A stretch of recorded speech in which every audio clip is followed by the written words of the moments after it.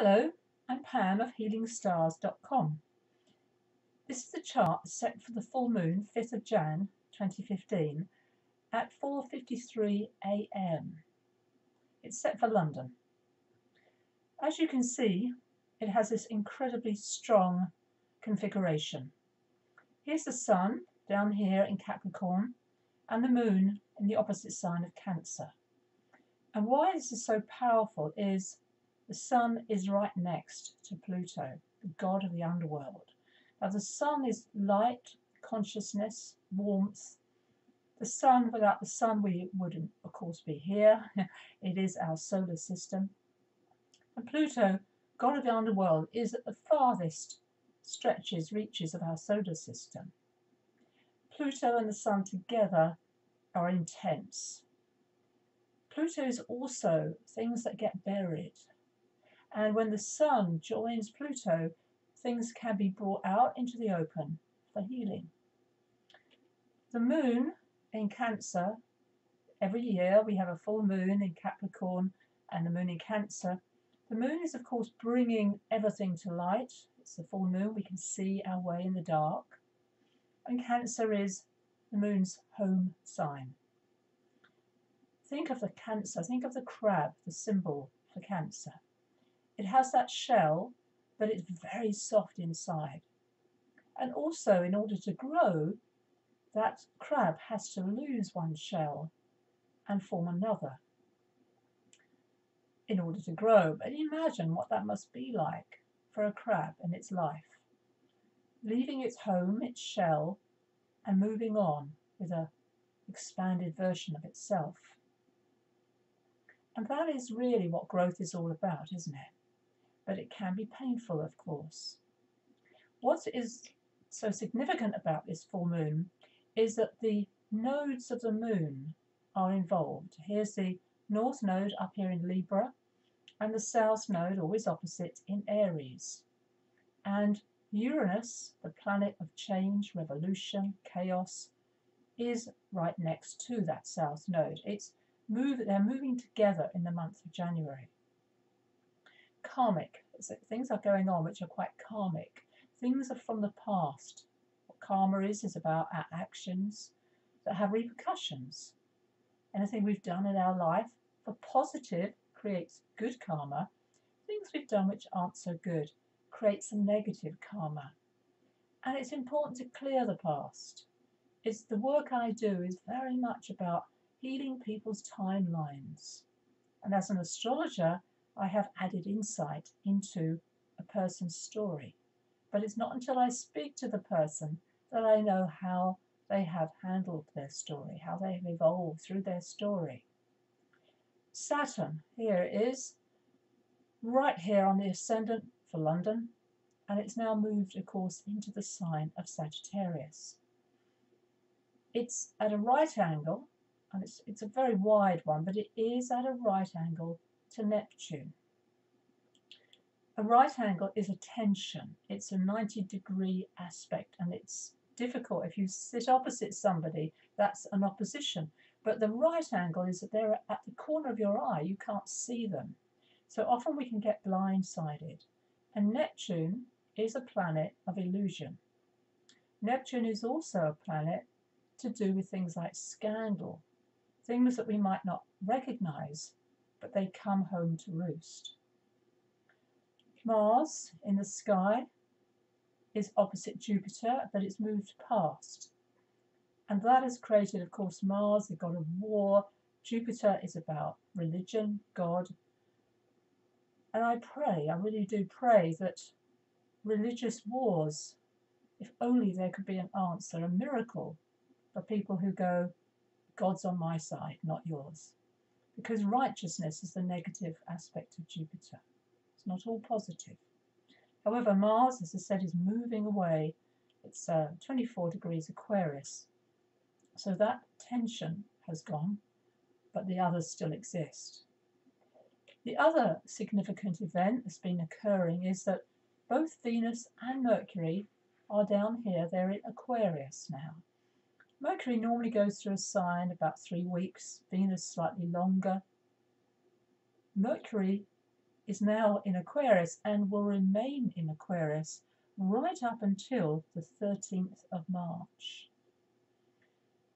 The reason is, drum roll, Mercury will go retrograde this month. It does this 3 times a year. It's not an unusual event.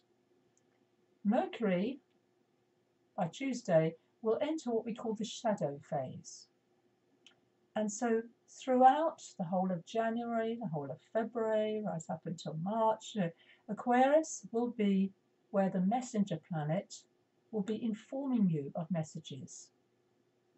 Take note, Aquarius, where is it in your chart? What part of your chart does the Mercury energy want to stay and give you information and then give you the ability to digest and absorb that information? Aquarius is a fixed mental sign. The 4 fixed signs are Taurus and Scorpio and Leo and Aquarius. Mercury wants to understand, but it's just the messenger, it's conveying information. Please don't attack the messenger.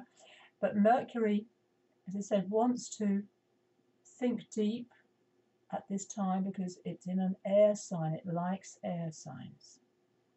So start noticing from Tuesday this week, from wherever you are in the world, what is going on in your life? What messages are coming through to you? The Sun, of course, will be moving into Aquarius this month, so there will be that meeting of the Sun and Mercury when Mercury goes retrograde. The Moon is forming a very positive angle to Chiron. Here's the Moon, 14 Cancer, Chiron now moving forward at 13, almost 14. So that is a blessing. And Chiron is a maverick. It's not branded. Think of that as the brand of the maverick. You know, he doesn't want his cattle to be branded. So Chiron is always out of the picture in some way, astrologically as well.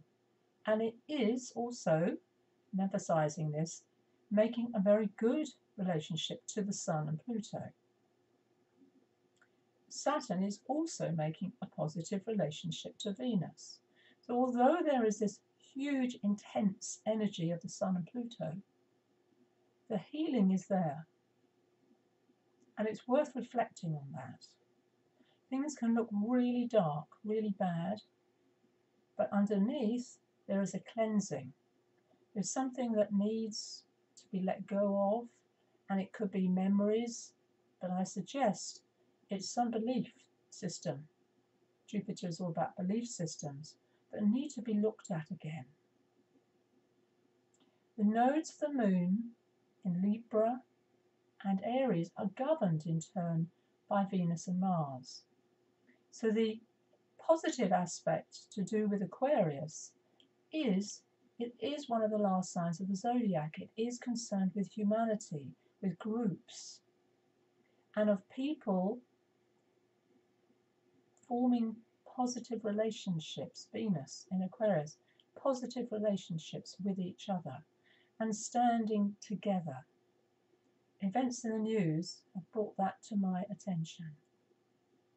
When bad things happen to a group, crowds, it's when the crowd rises to that occasion and compassion prevails.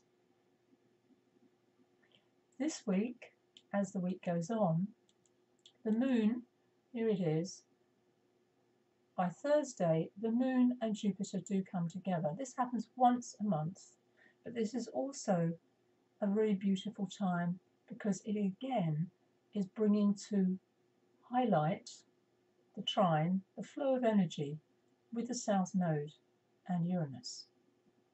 Uranus can act very much as a trigger, as an event, and with Mars's energy, it can be Mars-Jupiter energy, you know, again, think of it as a positive energy, things that need to be brought to the surface, that in fact the boil needs to be burst almost in order for that wound to heal.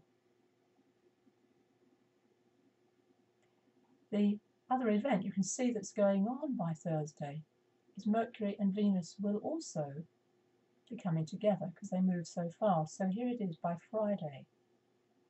Here we have Mercury, Venus, blessings, prayers. I leave you with that thought. Moon is asking us, that full moon, to connect with family, but not just our personal family, but the family of man. Thank you for watching. Pam Carruthers of healingstars.com. Oh, and by the way, I'm giving a free webinar on the 13th of January. I've rescheduled a free webinar about the astrology of the year. I always use PowerPoint, beautifully illustrated, and I would love you to sign up. It's now advertised on my website, healingstars.com. Thank you for watching.